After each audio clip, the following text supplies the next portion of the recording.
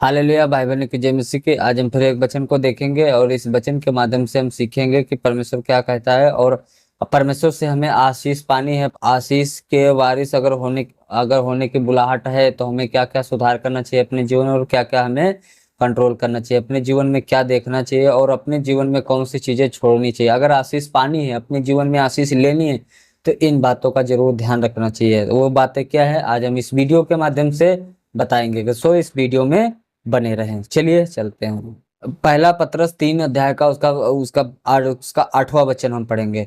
अतः सब के सब एक मन और दयालु और भाईचारे के प्रेम रखने वाले और करुणामय और नम्र बनो। पहले क्या क्या है, अतः हम सब एक दूसरे से क्या है, एक दूसरे से एक दयालु मन के दयालु और भाईचारे प्रेम रखने वाले और करुणामय क्या है, हमें एक दूसरे से प्रेम करना चाहिए, भाईचारे के समान करना चाहिए। हर एक अपने मन को हमेशा दीन रखना चाहिए, अपने मन को अपने हमेशा दयालु रखना चाहिए। बुराई के बदले बुराई मत करो। उसमें क्या लिखा है, बुरा अगर कोई हमारे साथ बुरा कर रहा है तो उसके साथ हमें क्या बुरा नहीं करना चाहिए, हमें उसके साथ भला करना चाहिए। और ना गाली के बदले गाली दो। क्या है, अगर वो एक दूसरा गाली दे रहा है तो उसको क्या पलट करके गाली नहीं देना चाहिए, क्योंकि वचन कहता है कि तू अपने आप में बदला ना ले।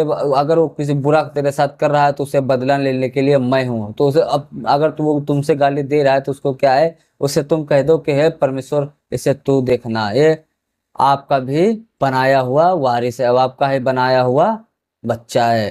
पर इसके विपरीत उसे क्या है, आशीष दे, उसको आशीष दो, क्योंकि तुम आशीष के वारिस होने के लिए बुलाए गए हो। परमेश्वर अगर तुम हम सबको चुना है, किस लिए चुना है, क्योंकि हमने आशीष के वारिस होने के लिए बुलाया है। क्या है, हम वो परमेश्वर के सामने आशीष, परमेश्वर के पास वो आशीष का भंडार भरा है और वो परमेश्वर का आशीष का जो उस परमेश्वर के पास खजाना है, तो क्या है, उस खजाना के वारिस होने के लिए हम सबको उसने बुलाया है। क्योंकि जो कोई जीवन की इच्छा रखता है, परमेश्वर कहता है कि जो कोई जीवन की इच्छा रखता है और अच्छे दिन देखना चाहता है तो अपनी जीव को बुराई बुराई से बुराई से और अपने होठों को छल की बातें करने से रोके।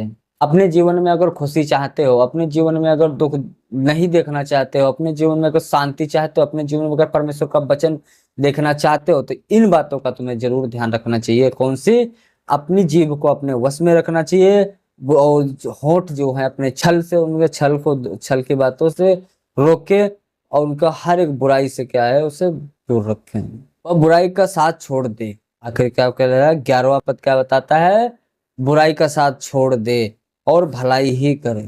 अगर तुम्हारे साथ बुरा कर रहा है तो उसके साथ बुरा मत करो, उसके साथ भला करो। और क्या है, बुराई अच्छाई से बुराई को जीतो। परमेश्वर का वचन कहता है कि बुराई को छोड़ दो, बल्कि अच्छाई से बुराई को हरा दो। वह मेल मिलाप को ढूंढे और उसके यत्न में रहे, हमेशा उसके मेल मिलाप। अगर एक दूसरा, अगर हमें कोई अजनबी मिल गया तो उससे क्या मेल मिलाप करना चाहिए, बल्कि उससे हमें ऐसा यत्न करना चाहिए कि हम पे परमेश्वर से प्रेम हम किस प्रकार बना रखें। हमें हर एक नई नई रोज बातें सीखना चाहिए, हर एक अच्छी से अच्छी हमें बातें सीखना चाहिए कि परमेश्वर हमें क्या सिखाना चाहता है। क्योंकि प्रभु की आंखें धर्मियों पर लगी रहती हैं और उसके कान उनकी विनती की ओर लगे रहते हैं, परंतु प्रभु बुराई करने वाले के विमुख रहता है। हालेलुया।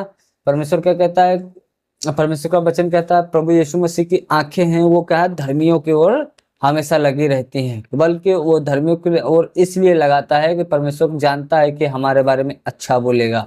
परमेश्वर जानता है कि हमसे विनती करता है, परमेश्वर जानता है कि हमसे प्रार्थना करता है, परमेश्वर जानता है कि हमसे ये हर एक बात शेयर करता है। तो क्या है, हम उस बातों का ध्यान रखें जो कह परमेश्वर हमसे सुनना चाहता है, और हम वो बातें कहें जो परमेश्वर हमसे जानना चाहता है, हम वो बातें कहें परमेश्वर जो हमारे मुख से सुनना चाहता है। बल्कि ना हम बुराई किसी को करें, ना गाली दें। अगर किसी को वो हमें गाली दे रहा है तो उसके क्या बुराई के बदले उसे क्या है, तो धन्यवाद परमेश्वर प्रभु यीशु मसीह का धन्यवाद। प्रभु सबको जय मसीह के। वचन कैसा लगा जरूर बताना। धन्यवाद।